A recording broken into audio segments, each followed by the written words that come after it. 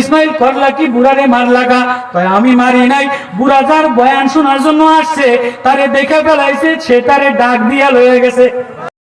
হায় আমার আশাটা বৃথা হয়ে গেল, হায় আমার কষ্টটা বৃথা হয়ে গেল।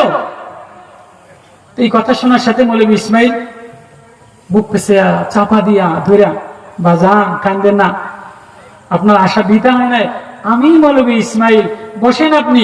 তো বৈশা বৈশা পুরা আল্লাহর মারেফাত, আল্লাহর প্রেম, আল্লাহর তাজাল্লিয়াত, আল্লাহর নূর, আল্লাহর দোয়া কিছু কথা শোনাইতে দেরি, তো বইয়া শুনে বুড়া শুনে আর কান্দে, কলিজাত লাগায় আর কান্দে।